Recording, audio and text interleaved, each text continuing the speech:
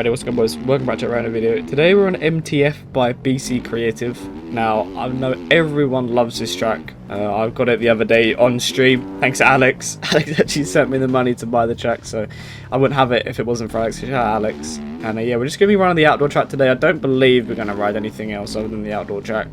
It's quite a big compound. There's an arena cross track, there's a supercross track, an AMS thing, a turn track, figure of eights I think as well. But yeah, it's just a really big compound that you can try, and it's a proper national outdoor track, which I like.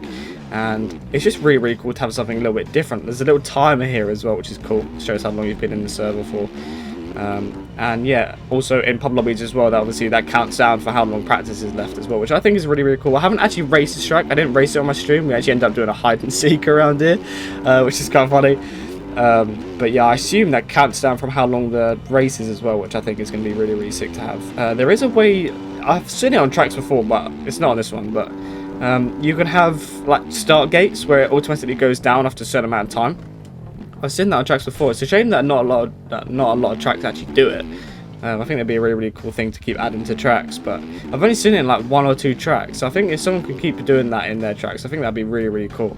But yeah, we're just here, we're on the outdoor track. Like I said, probably just going to be the only one that we ride in this video, so I can actually properly get used to it. I think I've literally done about 3 laps altogether, because I rode it in my stream for a little bit, but then we ended up trying all the other ones. We did some of the turn track, we did some of the supercross track, then we did a massive hide and seek around here, just messing around on it. So yeah, never actually really got to ride the track properly or race it, so here we are. We're going to be learning it as we go along, just enjoying the 2-week break from Aerial. It's not even been a week yet, but it's just one of them things where I'm not forcing myself to get on the game. I'm not like trying to focus on things, like trying to actually practice.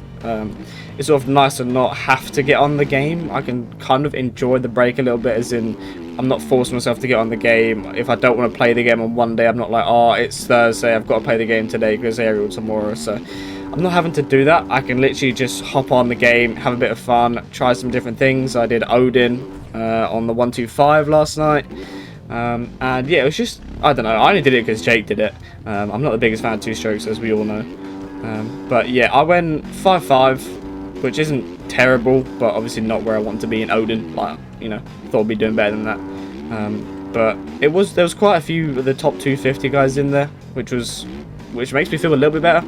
But like I said, I should be beating them really. So I'm not the happiest how I rode, but like I said, it's literally the first round of Odin that I've done since they changed it to the AMA tracks, not the GP tracks. So it's been a while. It's been a couple of months since I actually did like an Odin race anyway. So I'm not in like championship or anything like that. It means absolutely nothing to me. Like, it doesn't matter whether I won it or come last, you know, it doesn't change anything in the championship. So but yeah, it's just something a little bit different. Jake was doing it, and I thought, you know what, we got a new model for it for the KTM.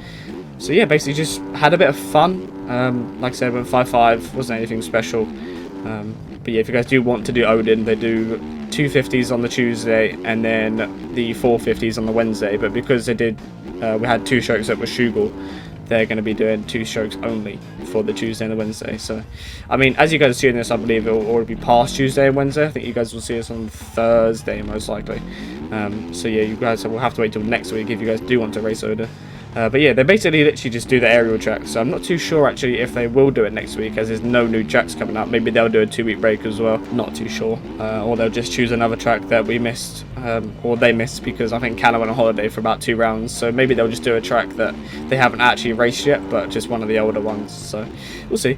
But yeah, it was just something to do really, something to fill some time and had nothing else to do really. I was quite ahead of videos because I ended up doing 2 videos on Saturday or Sunday or something. I had the exhibit track and the reproduct track, so I ended up banging them 2 out in 1 day. So yeah, I basically am 2 days or so ahead. But yeah, now I've caught up with everything now. I'm actually recording, editing, uploading all this tonight. So I had my little ahead days where I didn't have to record for like 2 days. I could literally just wake up, edit for about half an hour, 40 minutes throughout the day. And then yeah, that was it. But now we're back to normal, where we got to get up, record, edit, upload, everything like that. But yeah, it's just, I thought I'd hop on the Husky. I'm on the KTM, but it's just a Husky model swap. It's the AJP Dashback one. So shout out Dashback, just making models left, right and centre for us all, which is very nice and very good of him. But yeah, we're on the Husky. It's actually on the KTM. I don't want to change bike this far into the season, oh my word. So I've literally just whacked it over the KTM, and I think Ben's making us some graphics for it as well, like practicey kind of like a vibey kind of one. It's got like scuffs and everything, so I don't know if you guys remember that Jake has made me a few practice ones like a long time ago, where it's just like a number on the front and then nothing on the side. So a proper practicey kind of bike. I keep forgetting that. I keep thinking this goes to right something. I don't know why. But yeah, it's just sort of like a practicey kind of bike, which is nice, like a scuffed up kind of husky, which would be quite cool to have. And obviously that there's no racing going on this week, so we don't need like a pristine bike or anything. We can just use a raggedy old practicey kind of bike for the next few weeks, which is nice. But yeah, it's just something a little bit different, you know. I think everyone's kind of getting bored of the KTM. I think a lot of people are actually riding the Husky. I think Tyler was trying it. Dylan rides Husky already anyway. Hakon done a record on it. I believe Cam tried it as well. I'm not too sure. But Cam said he was getting bored of the KTM as well. And Ben's making us graphics for the Husky. Because we got the KTM and the Husky model at the exact same time. They were posting in Discord at the same time. But obviously no one actually rides a Husky. So it's just sort of left there. But now Ben's actually going to make some graphics for it. Just so we actually have stuff for it. So I thought might as well hop on it, you know. Might as well try it now as we're getting graphics for it and just ride it around a little bit. But yeah, it's just nice having actually got to get used to another bike. I did try the Husky. It feels okay, I'll be honest. Like, it feels fine, but I just much prefer the KTM. I'm just so much more comfortable on the KTM than I am on the Husky. So might as well just whack a model on it. That way I could technically be on a Husky, but then still feel really comfortable like it's a KTM. So even though the Husky and the KTM are the exact same bike, like, there's nothing different. They feel completely different, which is weird, which is why a lot of people don't believe me when I say the KTM and the Husky are the exact same bike. Same dyno, same weight, same horsepower, everything. Which is weird, because even when I ride it, I'm not going to deny that, it feels like a completely different bike, but they are genuinely the exact same. So it's very weird that they feel completely different, even though the cockpit ain't really that much different than the KTM. So it's weird. So the next round of aerial will be Unadilla, which I've mentioned in another video, but it's a really hard video to kind of prep for, because it's like a rough, quick kind of track with a bit of elevation. So I feel like a lot of people will be riding the Kells tracks, because Kells has done a really good Unadilla. So I rather will either be on the TFC one or the Kells one, just sort of riding them around a couple of weeks. A lot of people will be riding them. I'm not going to be riding them yet, because obviously we're in the break. Might as well actually force myself to have a little bit of a break, because it's not like I force myself to get on the game. But sometimes I'm like, I haven't played today, I should probably get on so I don't feel terrible when I load up the game for aerial. But yeah, I actually enjoy playing the game. Like, I don't just force myself on it every day. Sometimes there are obviously times where I want to get on the game, or I watch a video, or Loretta's is going on at the minute. Loretta's was pretty much just aerial general in the chat yesterday. It was quite funny. But yeah, Loretta's is going on. So sometimes you watch that, and you know what, might hop on bikes and play a little bit. There are Loretta tracks in this game, so I do have the 2022 version, not the new one, but I do have the new version of the old version of it. So I was riding that in lobby the other day with Dylan, just put my daddy up on it, and we got about 11-12 people on it, which is nice. Did a few races on that.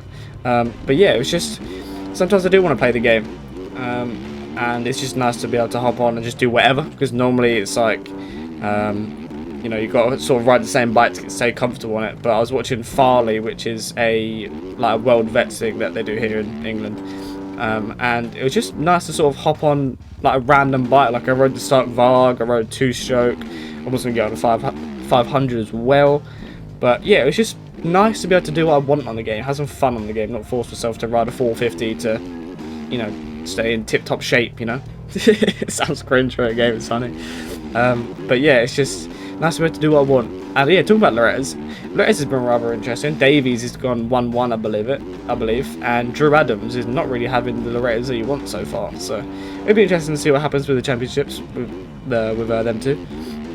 But yeah, the aerial channel was aerial channel. See, it just reminds me of an aerial channel now. The Loretta's chat was pretty much just aerial. It was about 11 or 12 bikes guys in there just yapping to each other, talking to each other. It was kind of funny.